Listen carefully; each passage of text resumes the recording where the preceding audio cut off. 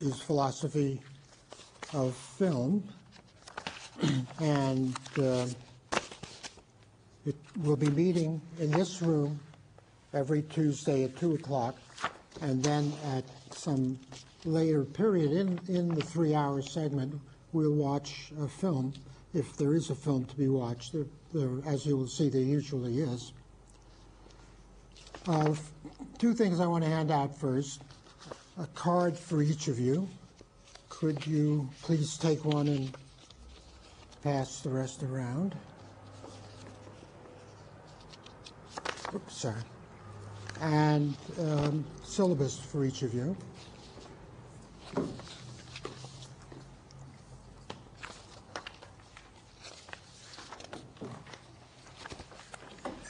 Let's start with the syllabus. The first thing I want to be sure of is that you understand about the mechanics of the course.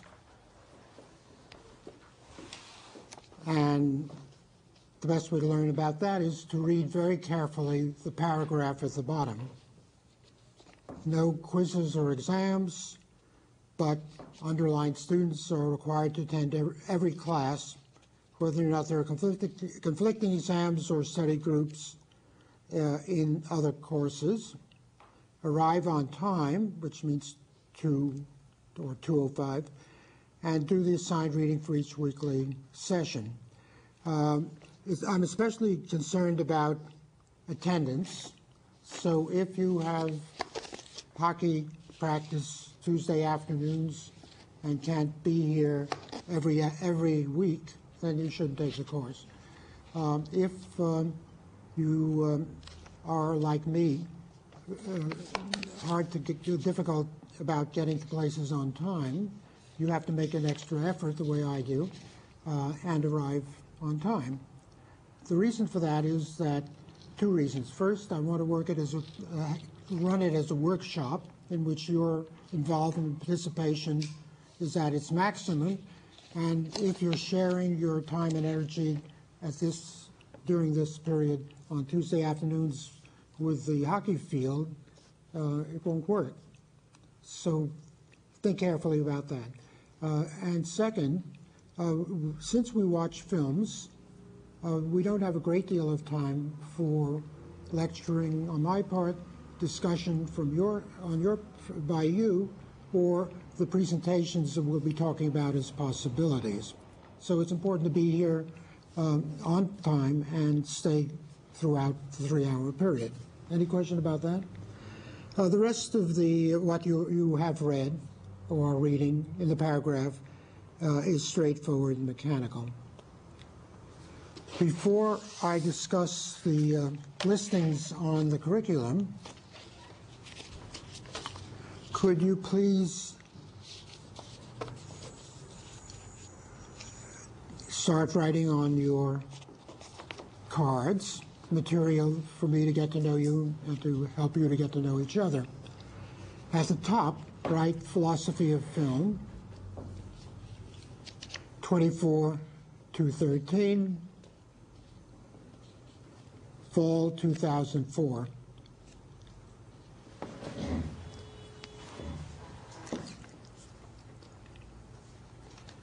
Underneath that, write your last name in a way that is legible.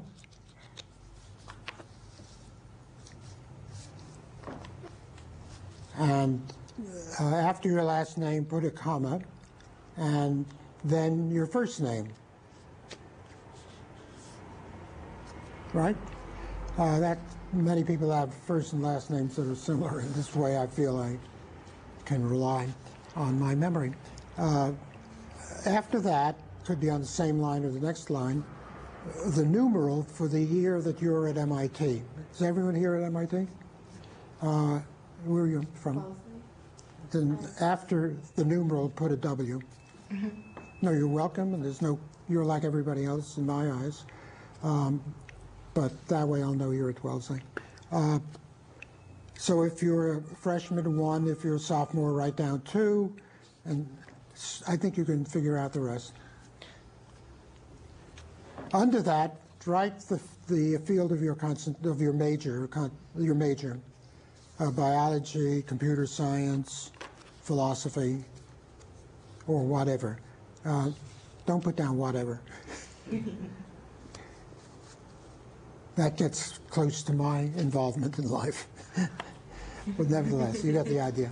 Under that, put down the local address at which mail will be received to you. If you're at a fraternity, put down the Greek letters if you want, but also the street address or a sorority, so that mail will be sure to get to you.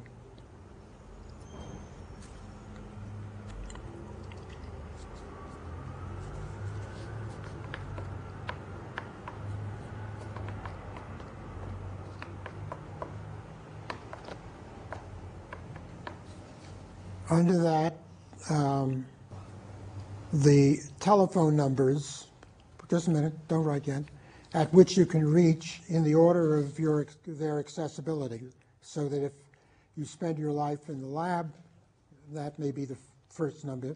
If it's in the fraternity where people take a message and you'll get it, then that could be the first. The point is write them all down, but more or less in terms of how you can be reached most easily by telephone.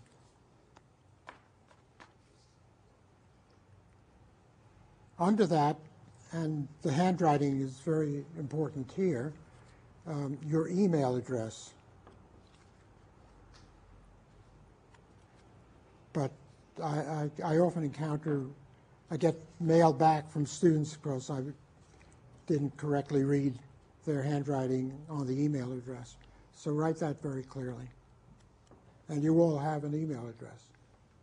It occurred to me yesterday in my class that maybe someday there won't be Social Security numbers anymore, and on birth everybody will be given an email address.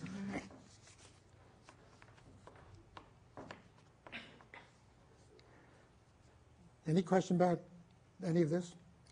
And then at on the remaining space, write down the names, not the numbers, of the courses related to this one. Courses in philosophy, courses in media studies, courses in literature or the fine arts, anything that might seem to you as having some relevance. The reason for that is that I want to get to know you better. It's not that I'm going to eliminate anyone. You're all welcome in the class.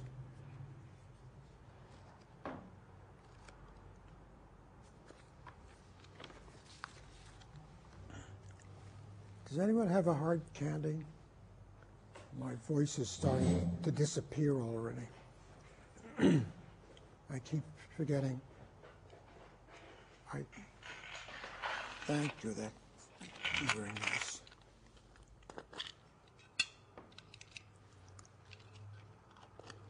You can keep those there if you want. Okay.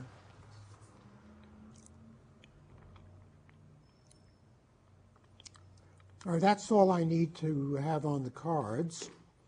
What I would like to do is read your names from the cards and ask you to talk about what you want to do in the class. In terms of the curriculum, I have strong ideas, but I'd like to get to know better what your interests are, what you're looking for. So why don't you hand in the cards, and we'll do that next.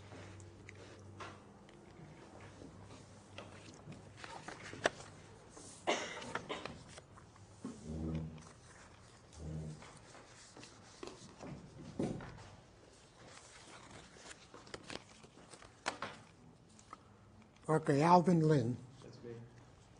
Okay. You've had a good deal of film studies, and that's great. What do you hope to expect to find here? Well, I've always been really interested in film. You know, I feel like there's a lot of things that the average person doesn't see. You know, and so in my classes I've tried to explore film in different ways. You know, so I've taken film music. You know, with Marty Marks. Yeah, and I also took studies in my film. My great friend, I'm really like. Oh, great. Whenever I talk to Marty, I learn a great deal. Go ahead. Yeah, I definitely learned a lot from him. But yeah, I like to look at films in different ways, you know, because you can look at one film and explore like the music. For example, in film music, we looked at Psycho, which I see is on the syllabus, and we talked about the music in that film. But in this class, we're gonna approach it from a completely different way, you know, and learn a lot more about the film you know, things that Hitchcock put in there. Right. And a lot of people don't see those things, so I think it's really interesting. I hope so. I have a 75-page chapter on Hitchcock, which is crucial in the book, and then later on, well, I'll explain all that to you. And in the first chapter on Hitchcock, there is considerable discussion of Psycho. Incidentally, let me commend you on your delivery, the way in which you talk. I sometimes have trouble with students who talk very softly, which is all right in itself, and sometimes very sweet. But your way of talking, I had absolutely no trouble hearing whatsoever. And so if you can all project and articulate the way that Alvin did, that would be nice. Margot Randolph? What do you think? You've had film experience. Black cinema, was that taught here? It was at Harvard. Who gives it there? It was this film director named Isaac Julian. He's from Agnes the who? UK. Isaac Julian. How's it spelled? ISAAC. Isaac. Isaac, yeah. Yeah. Julian is his last name. Spell that. Julien. I don't know him at all. He's from London, I believe. And he was Well, a visiting professor. There's no course like that here, I think, for what, I don't know why. It could be very valuable. Mm-hmm. Media, education, and the marketplace. Mm-hmm. Fine. What do you hope to get out of this one? Well, basically, I really love films, and so my concentration is in comparative media studies. So I'm just really interested in how filmmakers make films and from what motives they make them, you know, why they make them, and how they choose to present reality. So that's why I want to take Well, this course. one of the things I was going to say in my introduction, but I can do it now, is that I may satisfy some of those needs, but I also hope that I'll convince you that there's a different kind of need that I can provide, because I am a philosopher, which is no recommendation, but it's a different way of approaching things. And when I deal with film, I deal with it mainly in terms of conceptual problems. And given the way I do philosophy, and given the nature of this subject matter, where it isn't a history of philosophy primarily, but rather a function of philosophy as I'm creating it myself, as a creative philosopher dealing with film. One reason I said there isn't much of this sort is because until recently, philosophers did not treat film seriously. Hardly any of them wrote about films. There weren't even film programs or departments of films. Film was not considered a respectable subject. I've done a great deal of work on love and sex, and have now written at least eight books. But when I started, that was certainly not respectable. And I was told it would ruin my career, and you can do that in the evenings. It's not what it is to be a professor or a philosopher or anything that would be respected by a university. Well, I ran the risk. And even now it's not, people look askance. I don't care. But in the case of film studies, that was also a taboo subject until recently. It was done whenever it was done by people in fields of literature, and then there were enough of them that they sort of, in the last, let's say, 15 years, maybe 20 at most, created a profession of their own, and now it is a very strong, burgeoning profession, and it is strengthened or allied to media studies, which, because that is largely technological or sociological, that's the sort of thing the American culture can understand. In a sense, though this is not literally true, that's where the money is, because the studios and the large conglomerates for television and cinema realize that there may be things that may be coming out of these programs. So it has that contemporary importance in the world, the economic world we live in. Over and above that, people are recognizing that film is an art form and more important in the contemporary world than any of the traditional ones, which still go on.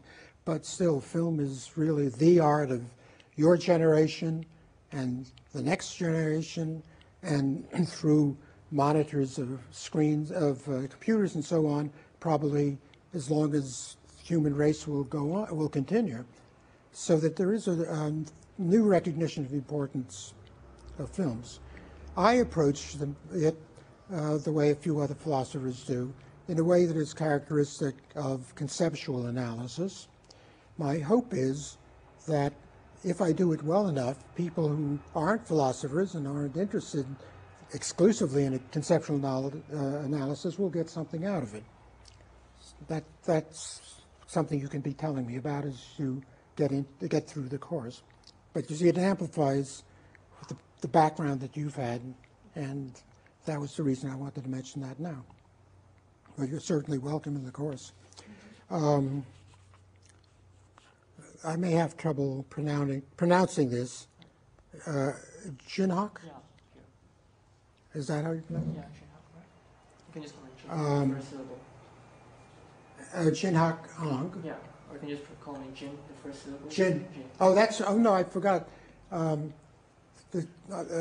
Do any of you, besides Jin, use a nickname?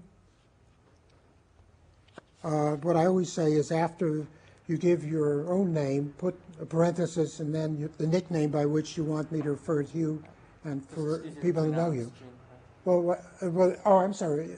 You were talking about the pronunciation, not your nickname. No, not really. Is it your nickname? People call me Jin anyway, so. They call you Jin Hak. Which do you prefer? Anything, actually. Okay. Um, All right, that's fine. Anybody else have a preference like that? Tell me your name. Edward. You want your Ed? Yeah. Or Ted? Why not Ted? Like the senior senator from Massachusetts.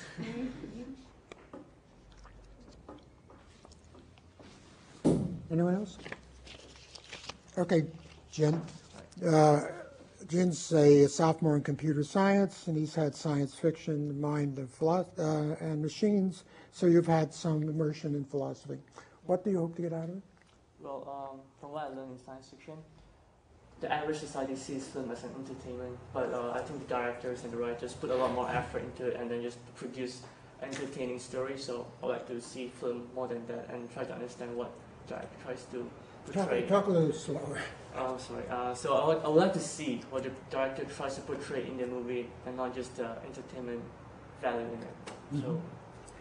So, Now, the fact that you're in technology or computer science as a science related to technology is also very relevant to film, because film is obviously based on a technology that was invented at the end of the 19th century related to another technology, photography, that was invented 70 years earlier, about 1830.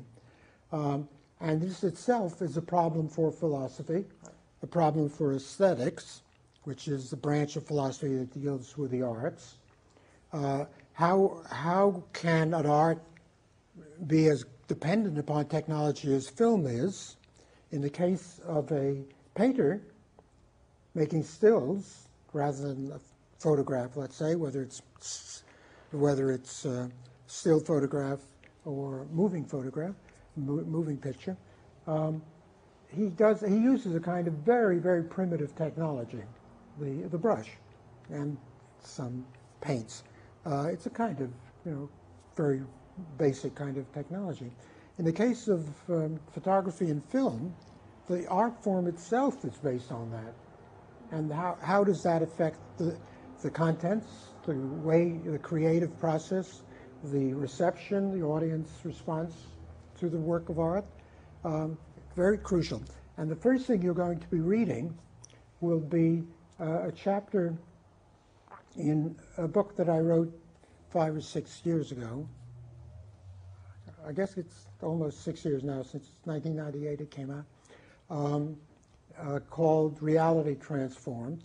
It's a book very largely in aesthetics of film, but though there are also chapters that analyze films, so it could count as being a form of film studies too. But the first chapter is concerned about the whole question about form and content, technique and meaning. How do the two enter into the creation of films? And what are the schools of thought that have arisen by emphasizing one or the other? So that immediately you're going to get into the question that you are already sensitive to, I'm sure, because MIT is very, very much alive in all these areas, whether it's computer science or philosophy of science or any of the sciences, about the relationship between the technique and the content of the technique. So that we may be of some help, and your ideas about this will be very welcome.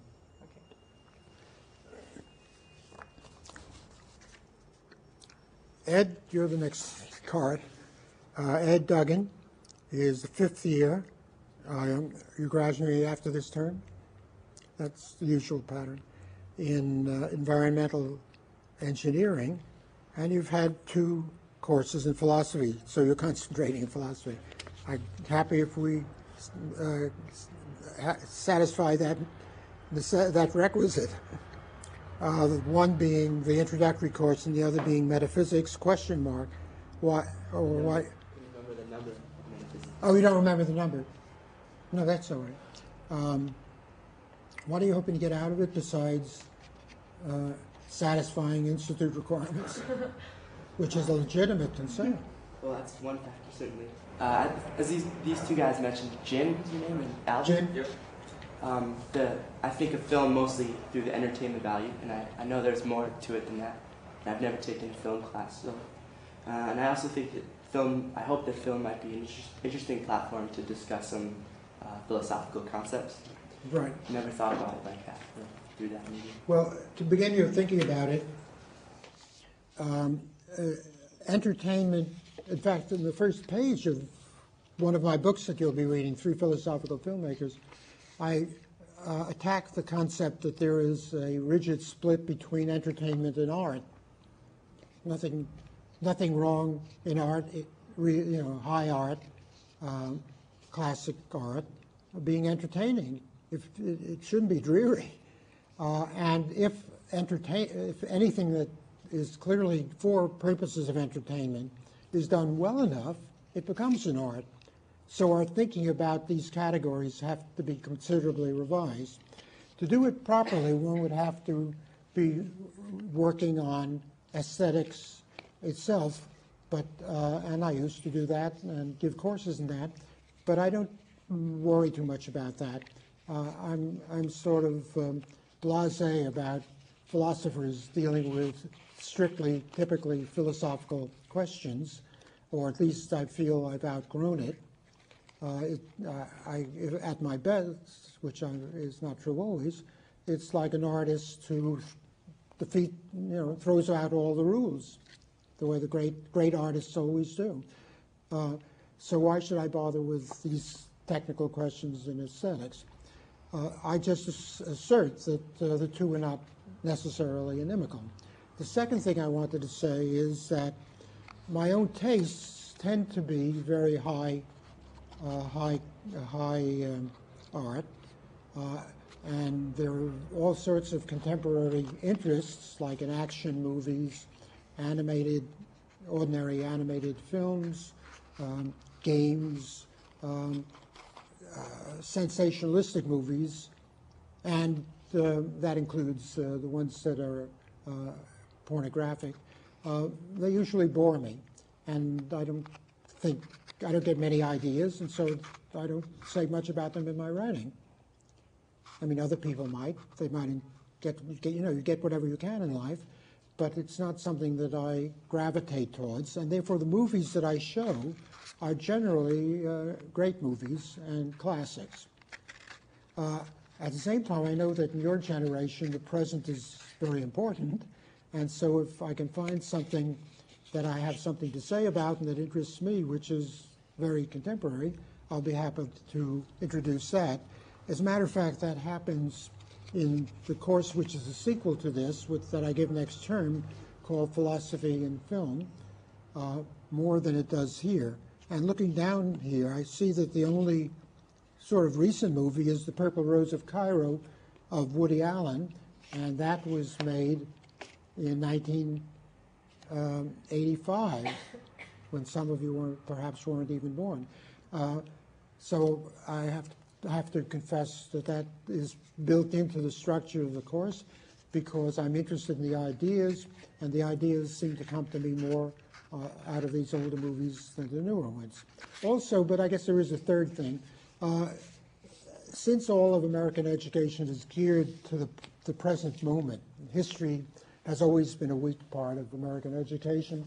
History of philosophy isn't even taught much in any departments. In our department, very badly.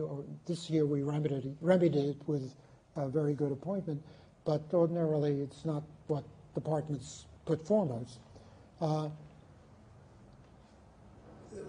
Therefore, in this course, I have an opportunity to convey to you some great works that have ever been made in the history of man, and because they're older, they belong to history, might be neglected in other courses that you would take. Okay. Did you want to say anything else, Ed?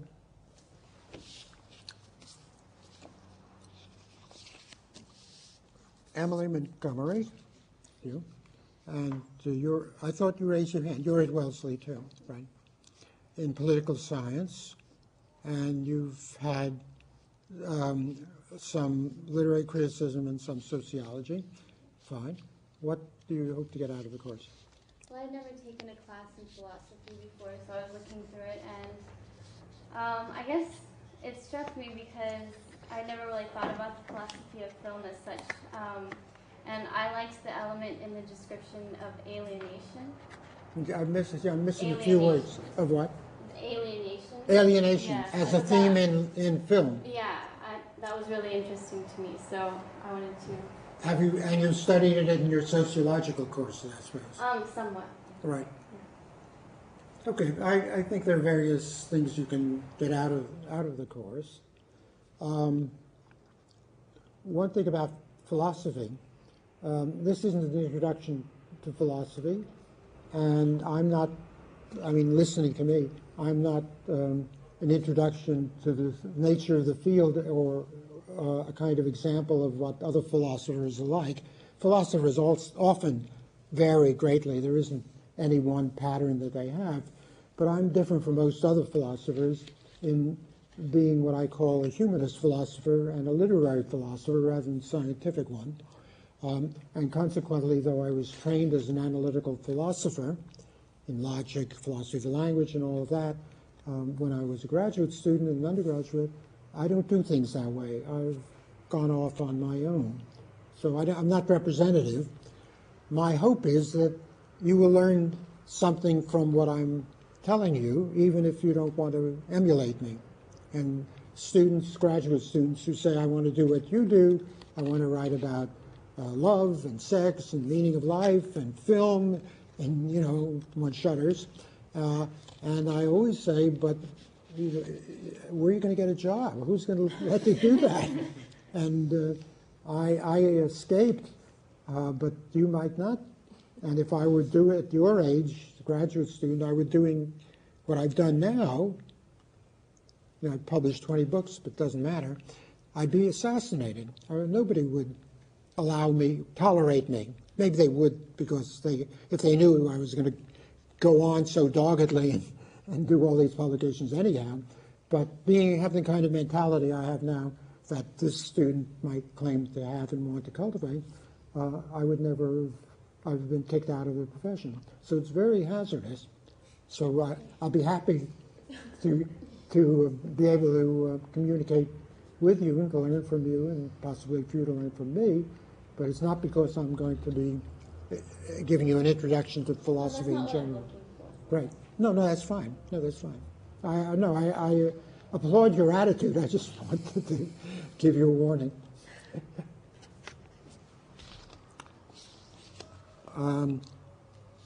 David Nadelnu? How do you pronounce it? Daniel. Daniel, I'm sorry. So, Did I pronounce your last name right? yeah. Nedelju. Nedelku. Oh, Su. Oh, it's Romanian. Yeah. Nedelsu, then. Nedelku. What? Which? It's ku. Ku. Yeah. Nedelku. Okay. Incidentally, always stop me and correct me from any reason, but certainly about your name. Who is third year in biology and chemistry, has had a film experience, and French film classics. Tell me, did you watch the films of Jean Cocteau? We watched Beauty and the Which Beast. one? Beauty and the Beast. Beauty and the Beast. Well, did any of the rest of you? Because it happens this summer, I discovered the writings in film theory of Jean Cocteau. And let me give you a little, you're nodding, Emily, you've heard the name, you know? Well, let me tell you, he died about 1963, and he was a French poet, playwright, painter, sculptor. I don't know anything else you can.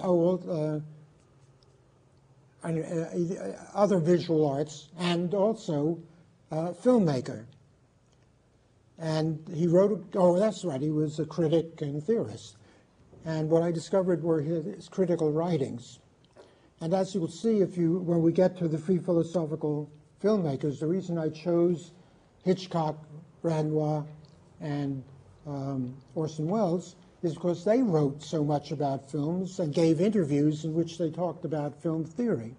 And that interests me as a philosopher, and then gets to be an entry into studying films from my own point of view with the special expertise that I bring in as being a philosopher on sex and love and things like that, which are relevant to the kind of films they made. So that's the nature of my contribution. And you'll see that as the basis of this whole course and the one next term too. And this summer, I discovered that here was somebody who was a real poet who wrote about the poetry of film more thoroughly than anyone else, including greater filmmakers, Orson Welles and Hitchcock, and Renoir in particular. They were greater filmmakers, and Welles and Renoir speak occasionally about the poetry of film, and that's very interesting, but then they don't say much. They just throw it out. And they know what they mean, and I think I understand, but they don't do anything with it. Whereas Cocteau writes dozens, maybe in toto, maybe a couple of hundred pages along those lines. And therefore that fascinated me. And so I wrote a chapter on him called Jean Cocteau and the poetry of film. At least I thought it was what I wanted to say, except that I spent 50 pages on Beauty and the Beast, that it ended up as half of a longer treatment, in which that would be the first part, and the rest of Cocteau's films would make up the second part. So I'm half through. But I was when I made up the reading list, I was so fully immersed in this, I thought, why wouldn't that be a good way of beginning the course? In general, in the reading list, the slant on each week indicates what we will be seeing in class, and what precedes that is the reading that we'll be doing week by week and that we'll be discussing. So today, after I decided why it doesn't fit in with the rest, but it's something I'm bursting with, so why don't we turn to Cocteau right away? And that's what we'll do today. You don't mind watching it a second time? Oh, no, not at all. Actually, I watched it many times on DVD in particular. Did you use the DVD? Of course, the DVD has the best image, clarified, and also has magnificent bonus material. It's just incredible what you get on that DVD. And you've seen it, or that one, or you know in general? Well, I rent a lot of DVDs. You don't know this one in particular? No, not. No, well, this, I'll tell you either next time or later what you can get on that DVD. So that's what we'll start today. I was saying I've seen it many times, and each time it looks to me more and more beautiful.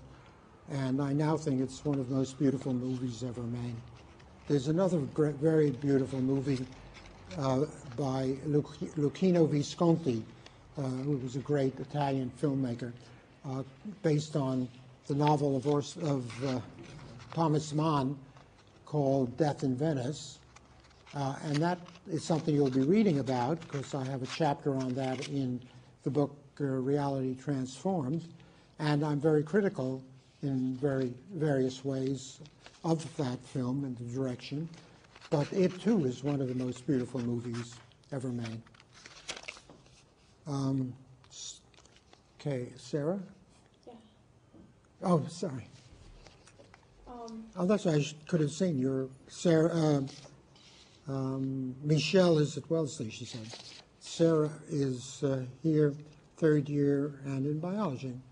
But you've done a lot of mass culture, art, mass culture, 20th century art, evolution and development. Fine.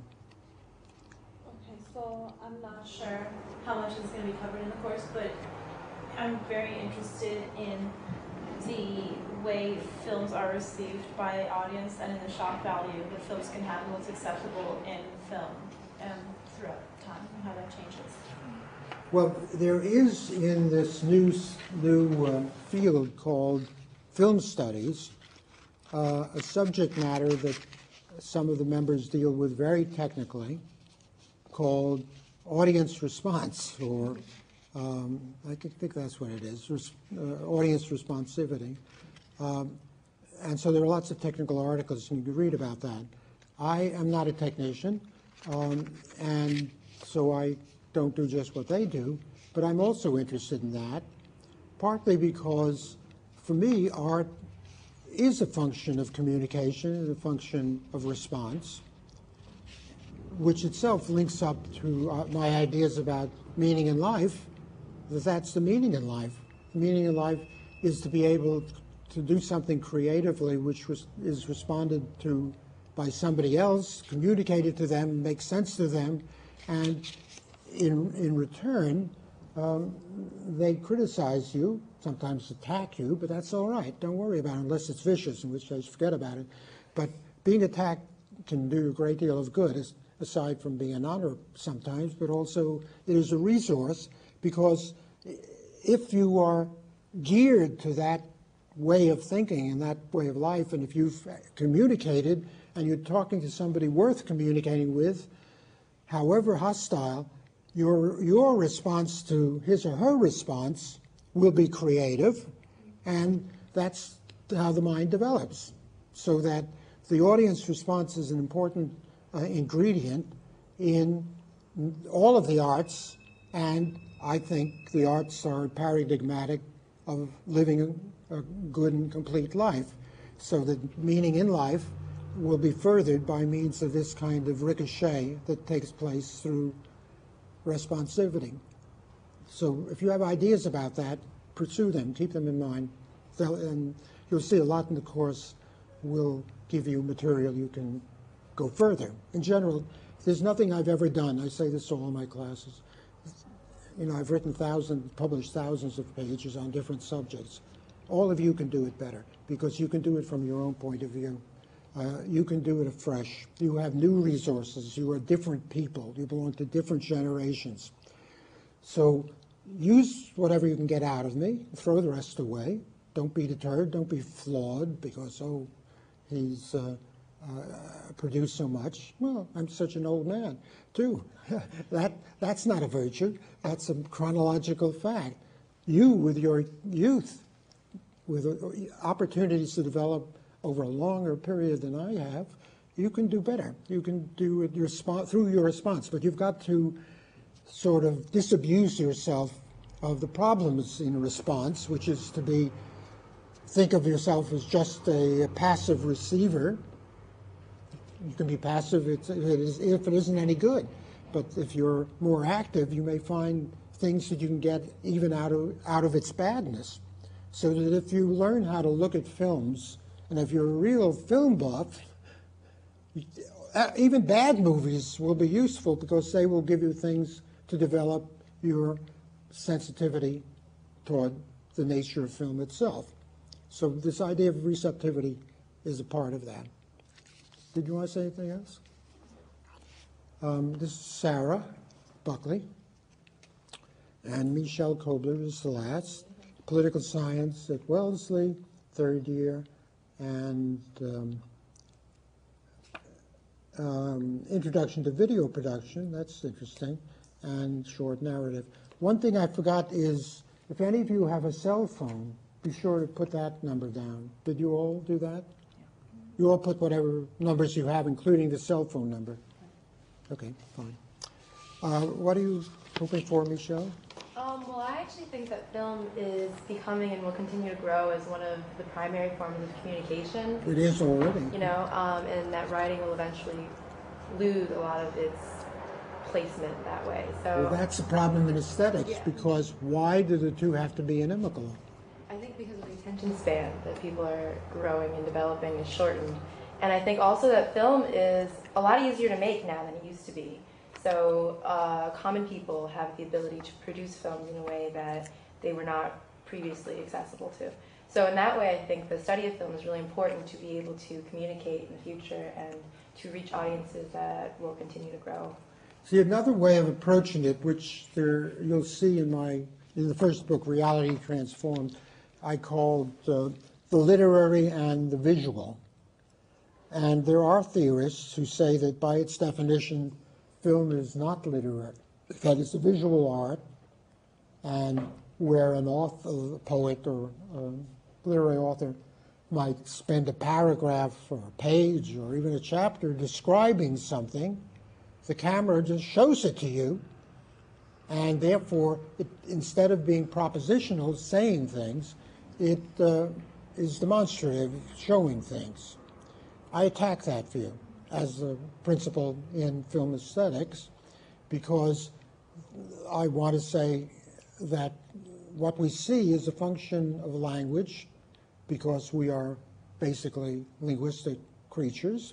So if I see a table and see it as a table, I'm seeing it as something that can be called a table. And so the split between the visual and the literary doesn't hold up. The literary can sometimes be very abstract, like in mathematics, and therefore if someone says, make me a movie showing me what the square root of -2 means, that is going to be a challenge, but you can write it down, square root -2. It's a concept that lends itself to a literary or a verbal written expression. That's a limiting case. But for the most part, language that we use is not like that. And therefore, what we think of as the literary should, in principle, also be able to show itself in something that is visual. We are also not only inherently linguistic, we're also inherently visual. And the question for the theorist is to show how the two can be combined, should be combined, and how, with a sensitivity to both, you can perceive things that you don't otherwise. As you'll see in most of my analyses of films in the first and then the second book. The more recent one doesn't have a whole chapter on any one film, but there are lots of films that are analyzed. What I strive for is to say something new and different, not to educate people in the sense of giving them a kind of textbook clarification or introduction. My field isn't film studies, where you can be taught how to watch a movie. What I do is to try to express what it is I experience as a philosopher from my own philosophical point of view with my training, but not for the sake of hashing through the history of philosophy, not for the sake of analyzing philosophical concepts the way an analytical philosopher would, but rather with that kind of background preparation, seeing things that others might not. So my entire emphasis is upon perception, but it's my perception, so at least from my point of view, which may not be yours. Whatever virtue my writing might have, it would be because of the value of those individual perceptions. Sometimes I'm wrong, sometimes right, but they're my perceptions. Now, what goes into that is a combination of both the visual and the linguistic. I live in words. I walk a great deal. I live in the Back Bay and walk into class and home. That's 3 or 4 miles right there. I spend a lot of time walking, and I'm always thinking. My mind is always operating. I don't know if it's true of other people, but it never seems to let up. And it's like a kind of constant lecture that I'm giving to myself, except that it's not as organized. And what goes into that is developing ideas, working at words in my writing, whatever I'm writing about at the time, and chapters and rehashing things I have written, so that's linguistic, while I'm also trying at least to take in everything around me, perceiving above all people. And I think sometimes people think I'm staring at them, and the young women think I'm going to pursue them, which is not true, and the others wonder why is he staring at me? I'm staring because I want to perceive what's going around and see the difference among human beings, which is this thing, the general thing that astonishes me, how different human beings are, and how valuable it is to be able to see the beauty that almost anybody can have from his or own point of view. And on top of that, there are the gender differences. I don't look at women the way I look at men, but it's not because I'm uninterested in what they are as men or as women. They're each different. And since I'm heterosexual, I look at women one way. Since I am also a male, I look at men the other way without having the homosexual kind of interest. But I'm always looking at them as persons, and that involves various levels, including their sexuality and their gender and their intelligence, and why it is that they have their hair one way rather than another way, what it is that they're saying to the world by the presentation of themselves, their body, how they walk, how they look, how they see themselves, how they put themselves into the common experience that I am now in a position to observe. Now that's very largely visual rather than literary. And yet the concepts that go into my interests in people, they're literary. And it's the mixture of the two that when I'm lucky, and if I'm successful, which is not a very large amount of time, I put into my writing. So that this is something worth exploring. Even though film is a visual art, might it not also be a literary art? And then how can that be the case? It's a big problem. But don't worry about it. Okay. I mean, I thought you wanted me to comment now. Well, we have the movie we're going to watch is 93 minutes, I think. So we've got to stop. Please stop me if I keep running on. At I don't know, about 3:20. Then we'll walk to room 1190 and show the film. There won't be time to discuss it today, but we will discuss it next time. But then next time there's going to be a 2-hour movie, Citizen Kane, so that the course is very compressed. That's why you've got to be here every meeting and never come in late. All right? How many of you have seen Citizen Kane? Well, that's what I thought. Only about half of the class. It's a great film, and some people consider it the greatest film ever made. Orson Welles didn't think it was his best, and you'll be reading in Three Philosophical Filmmakers an 80-page, 70 or 80-page chapter on Orson Welles, who is one of my great heroes. And I say some things about Citizen Kane, but go beyond it. So I thought this would be a good time in your life for you to see it or see it again. But it's not in sync with the reading. So let me show you a little about the reading, unless somebody wants to say something. Every week, except for the last one, I'll expect you to do some reading. The last week, you'll be writing your second paper, and I'd rather you spend time on that than doing any outside reading. And there'll be lots of loose ends that we can tie together to some extent, not adequately probably. The reading is entirely in the required reading is entirely in the 2 books of mine. That's one hazard of taking a course with Irving Singer, because I teach only what is very vital to myself. I can talk to you this way because I'm creating my philosophy in class. That's for me is what philosophy is all about. Socrates, who's the father of philosophy, but never published anything, and so he'd never get tenure anywhere. He used to stand in the city square in Athens, the Agora, and talk with his fellow citizens. But he didn't just chat idly with them, and he liked especially to talk to young people. So he, like me, I prefer talking to young people because they're forming their minds, they're developing. And he had a method to help educate them. That's why he was such a great philosopher. There are 2 principles that I want to go through very quickly in terms of Socrates. First, that everybody knows reality. He believed that because we're all immersed in it.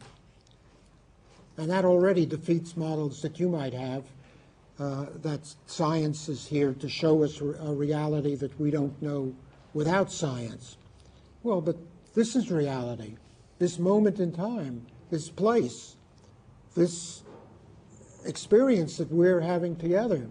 Your being here, me being here, all of us being different, all of us talking the same language, more or less, and able to communicate to some extent, in a world surrounded by a place like MIT and the traffic on Mass Avenue and so on and so on and so on until you get to the remote corners of the universe. We're all there equally. Einstein, just to use an example, who's a scientist you consider to be perhaps the greatest, he doesn't have any greater immersion in that reality than we do. He knew things that I don't know. He had a genius for formulating theories and helping people make discoveries that I can't do in science. But in terms of reality, he's no more of an expert in it than you are or than anybody is. And then in my own view, this extends to animals, to creatures. I feel no superiority over my beloved pets. When I look them in the eyes and eventually, after they've lived with me long enough, communicate, fortunately, I don't expect them to take my courses. I used to bring my dog in, and he slept under the table. maybe I have the same effect on the students. In any event, I don't mean that the animals are identical to me, but their reality is just as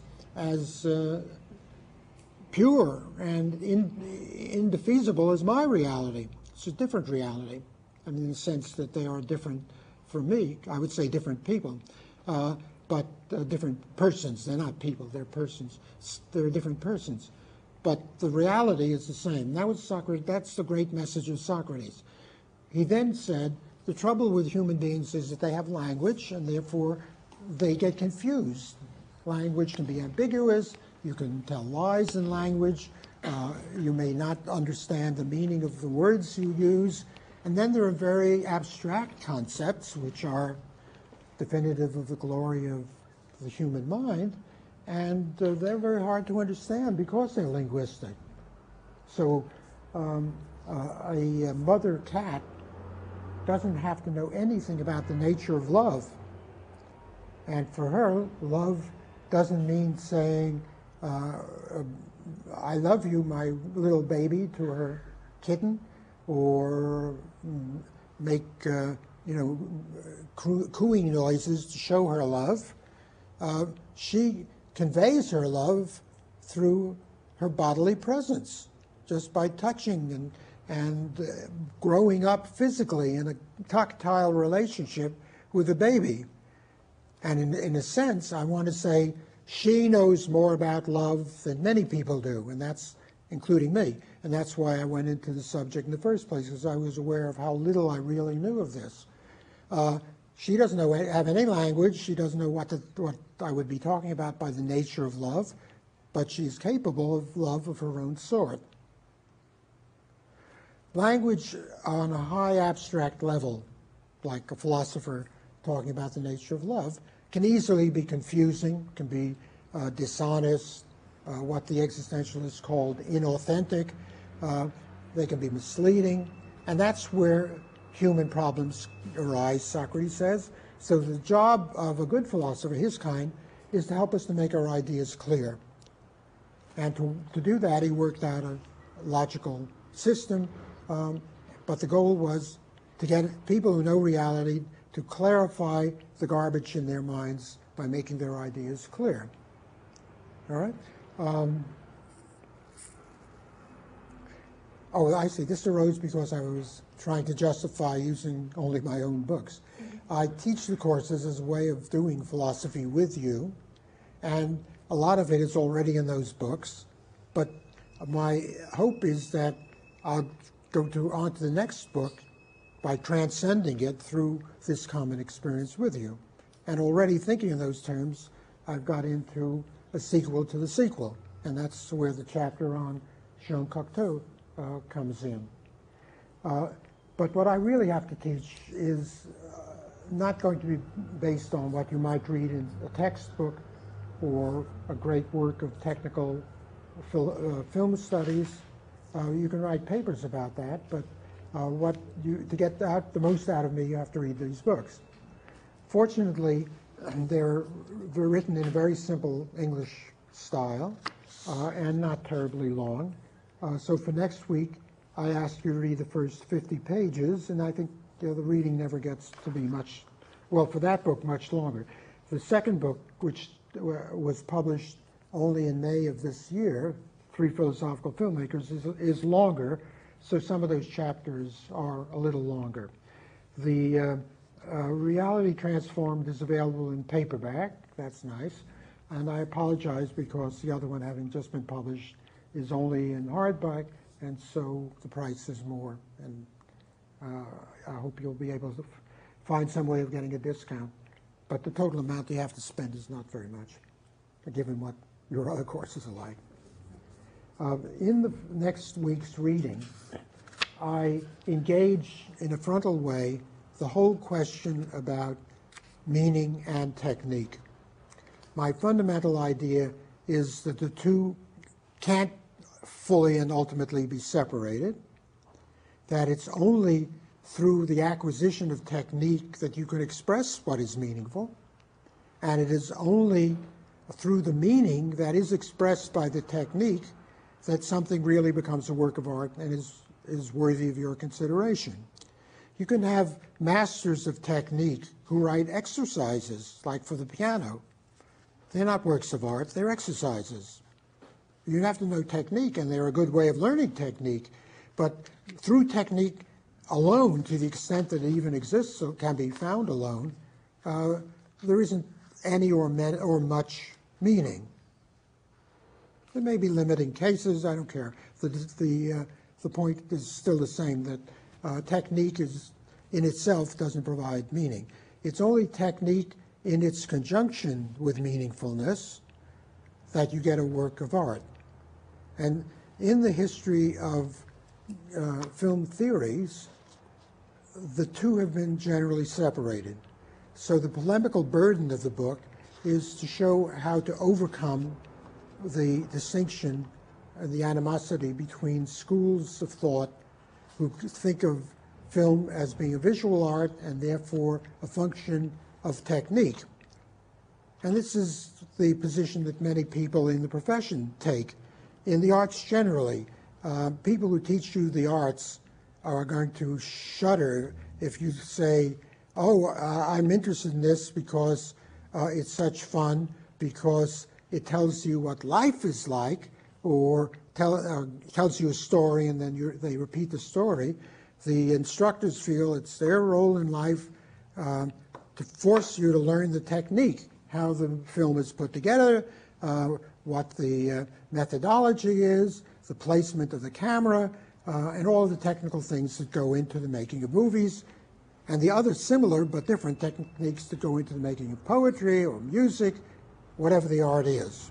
Now, I'm not a vulgarian who wants to say all of that is academic baloney. It's very important to learn technique, but it's equally important to realize that if you live at the level of technique, you're missing a great deal, not only in art, but in life. The trick is to be able to master a technique, whether it's learning how to play the piano or the violin, in which case you won't go anywhere if you don't master the technique. Though that is a matter of degree too.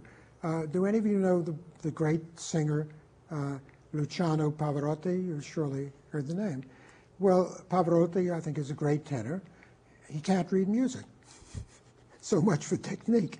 He learns music by ear, and then maybe, I don't know if he plays records over and over again, he memorizes the sounds and then expresses the music accurately from his own point of view, through his own meaningfulness. So as far as technique in that respect, in particular, he's deficient. And whenever I see videos of great singers, which I'm very much interested in, they often have interviews with their teachers or coaches or film experts who know much more about technique than I do, so I found that interesting. But what I find intriguing is they're often saying, well, you know, Schipa or Gigli or Caruso or Domingo or Pavarotti, he was good in this sort of technique, and that he was not so good. That wasn't, you know. So there are all these fine perceptions one can make about the technical ability of even great artists. The first thing is that they've got to have some technical ability or they can't be artists at all. And the greater the technique, the greater they'll be as artists, provided it's not merely a function of technique. What is the rest? The rest is something, talking loosely, to say about the world, having a sense of meaning and being able to express it through their music. And when I hear other videos, I'm always alert to the fact that someone says,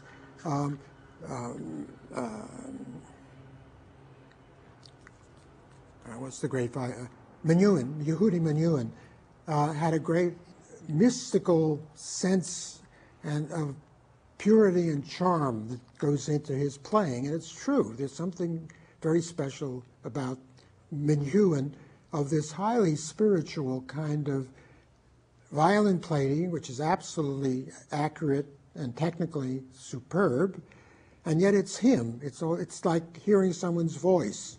And with great singers, for me the greatest of them all is Placido Domingo. The minute I hear a note, I know it's him. I know it's him.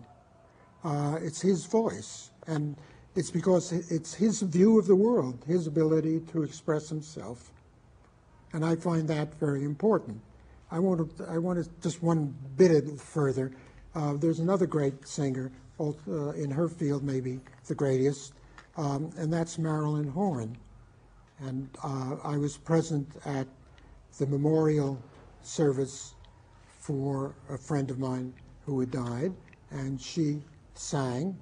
The minute, and I'd listened and didn't have any special feelings, but the minute I heard the first note of her voice, I burst into tears and was convulsed, and my daughter was sitting next to me, and all the elegant women on the other, dressed up women on the other side, they were shuddering, and they're moving away from me.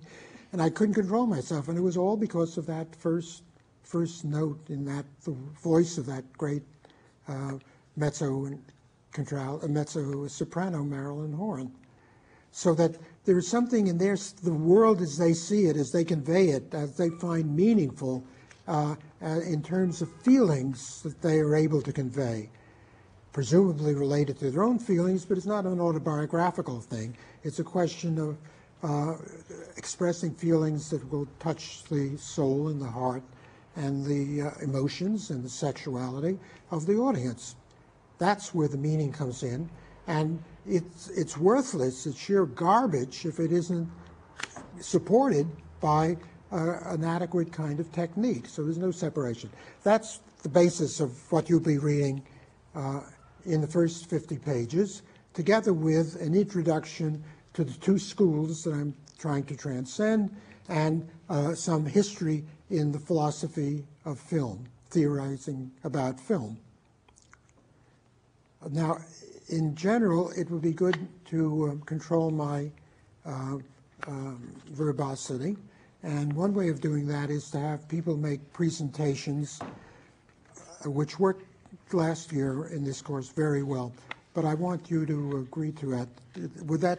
Would people be willing to do that? Every week you give a short presentation. You can write it out, you can speak it, you can talk as long as you want or as short as you want. You're not going to be graded. It's a workshop.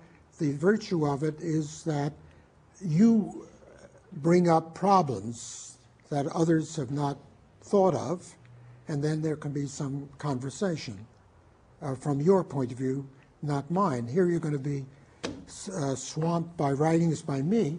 This is an opportunity for you to develop in the discussions that will be coming from one of you.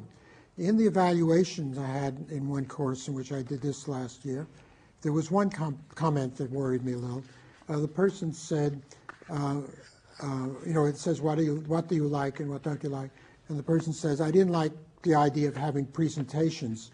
I found that it inhibited my doing the reading, because if someone's coming in and telling me about it, why do I have to do it?